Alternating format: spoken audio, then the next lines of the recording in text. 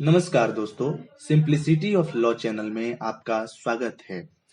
आज मैं फिर से क्रिमिनल प्रोसीजर कोड 1973 के एक नए टॉपिक के साथ उपस्थित हुआ हूं, जिसका शीर्षक है कंप्लेंट अर्थात परिवाद। यह सीआरपीसी 1973 के सेक्शन 2 सब सेक्शन डी में उपबंधित किया गया है। यह बड़ा ही महत्वपूर्ण परिभाषा है। कई एग्जाम्स में इससे क्वेश्चन सीधे सीधे पूछ लिए जाते हैं। तो आइए इसे बेयर एक्ट के लैंग्वेज से अलग हटकर साधारण शब्दों में सीखने का प्रयास करते हैं। आज के इस लेक्चर का उद्देश्य आपको परिवाद को समझाने के साथ साथ याद करवाना भी है। अगर आप इसे नोट करना चाहते हैं तो पेन और पेपर के साथ तैयार हो जाइए। शुरू करते हैं अपने इस लेक्चर को। परिवाद। परिवाद से अभिप्राय इस संहिता के अंतर्गत कार्यवाही किए जाने की दृष्टि से लिखित या मौखिक रूप से किसी मजिस्ट्रेट को किया गया वह कथन है कि किसी व्यक्ति ने कोई अपराध किया है, चाहे वह ज्ञात हो या अज्ञात, लेकिन इसके अंतर्गत पुलिस रिपोर्ट नहीं है।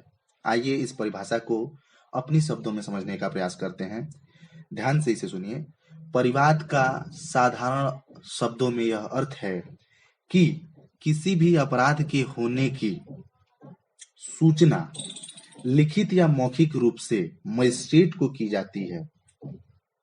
किसी भी अपराध के होने की जब सूचना लिखित या मौखिक रूप से मजिस्ट्रेट को की जाती है, अपराध करने वाला व्यक्ति ज्ञात हो या अज्ञात हो, इससे कोई फर्क नहीं पड़ता।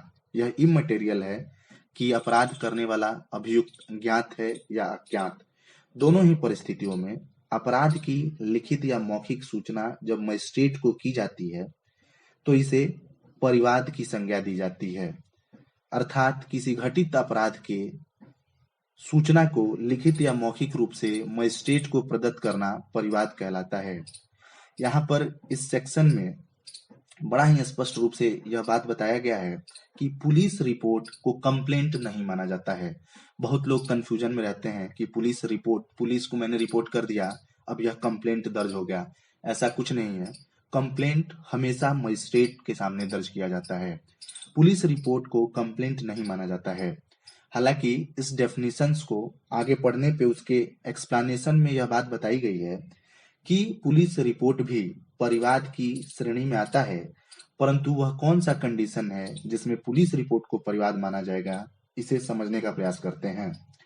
तो साधारण हमने देखा कि पुलिस रिपोर्ट परिवाद नहीं होता है, परंतु यदि कोई पुलिस अधिकारी किसी संज्ञेय अपराध का इन्वेस्टिगेशन कर रहा है, ध्यान से सुनिएगा, कोई पुलिस अधिकारी किसी संज्ञेय अपराध का इन्वेस्टिगेशन कर रहा है और तत्पश्चात इन्वेस्टिगेशन के दौरान उसे यह ज्ञात होता है कि अपराध संज्ञेय नहीं असंज्ञेय था, तो उस स्थिति में पुलिस अधिकारी द्वारा दी गई रिपोर्ट परिवाद कहलाती है और पुलिस अधिकारी को परिवादी समझा जाता है। एक बार मैं फिर से रिपीट कर दूं, पुलिस रिपोर्ट परिवाद नहीं माना जाता है, परंतु यदि किसी संज्ञेय अपराध का अन्वेषण करते समय यह ज्ञात होता है कि अपराध असंज्ञेय था, उस स्थिति में पुलिस रिपोर्ट परिवाद और पुलिस अधिकारी को परिवादी समझा जाता है। हालांकि पुलिस रिपोर्ट की परिभाषा इसी संहिता के अंतर्गत सेक्शन 2 सब सेक्शन आर में दिया गया है और उसमें यह बताया गया है कि पुलिस रिपोर्ट से क्या तात्पर्य है। पुलिस रिपोर्ट का अर्थ है पुलिस अधिकारी द्वारा सेक्शन 173 सब सेक्शन 2 के अधीन मजिस्ट्रेट को भेजी गई रिपोर्ट। फिर से एक बार रिपीट करता हूं, सेक्शन 2 सब सेक्शन आर में पुलिस रिपोर्ट के बारे में बताया गया है। पुलिस रिपोर्ट से यह मतलब है कि जब कभी पुलिस अधिकारी द्वारा सेक्शन 173 सब सेक्शन 2 अर्थात धारा 173 उपधारा 2 के अधीन मजिस्ट्रेट को जो भी रिपोर्ट भेजी जाती है उसे पुलिस रिपोर्ट कहा जाता है। अब इस सेक्शन पे हम चर्चा किसी और लेक्चर में करेंगे। अभी आज का टॉपिक हमारा परिवाद है, तो आई होप परिवाद की परिभाषा आप समझ गए होंगे। अब परिवाद के आवश्यक तत्वों को देख लेते हैं। परिवाद के 3 आवश्यक तत्व होते हैं और ये बहुत ही आसान है इसे मेमोराइज करना।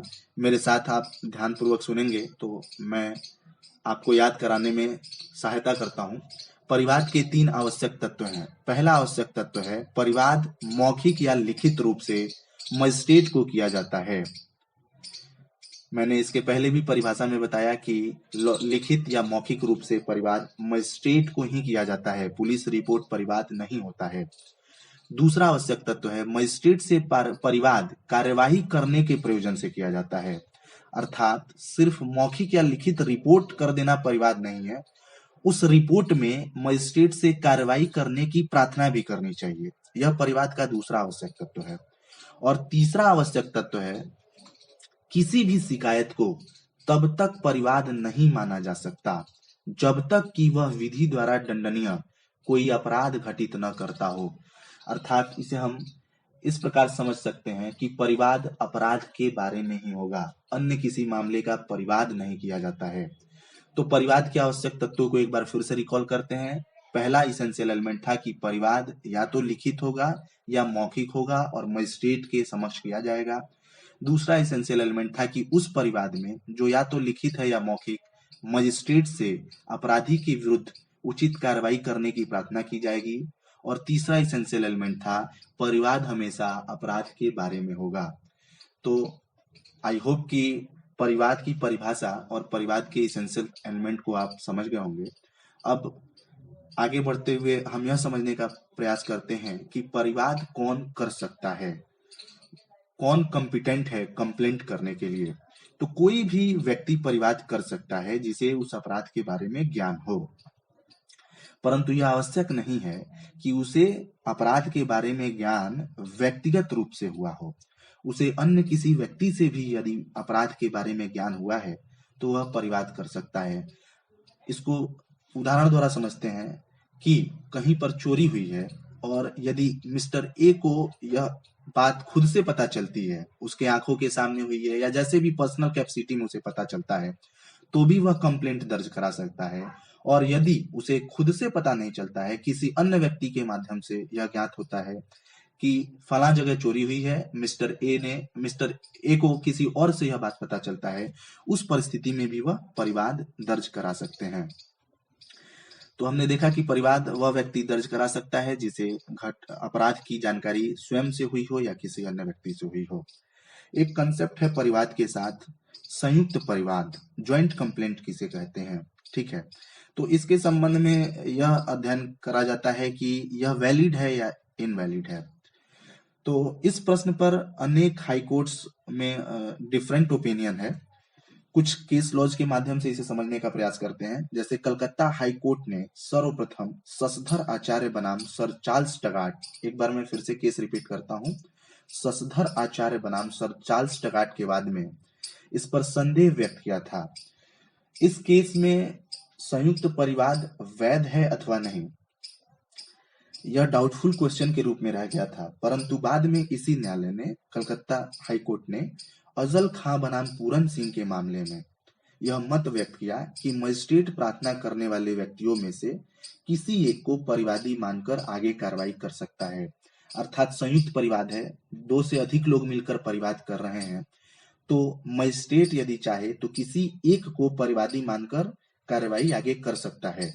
ऐसा निर्णय दिया था कलकत्ता उच्च न्यायालय ने अजल खां बनाम पूरन सिंह के मामले में। इलाहाबाद उच्च न्यायालय ने शीतल चंद दत्ता बनाम बाबूराम गोदान, फिर से एक बार केस में रिपीट कर देता हूं, शीतल चंद दत्ता बनाम बाबूराम गोदान के बाद में संयुक्त परिवाद को वैध ठहराया है। अब इसके बाद परिवाद के बारे में जो हमारा लास्ट टॉपिक है वो यह है कि परिवाद और प्रथम इत्तिला रिपोर्ट, जिसे एफआईआर भी कहा जाता है, फर्स्ट इंफॉर्मेशन रिपोर्ट, इन दोनों के बीच क्या अंतर होता है।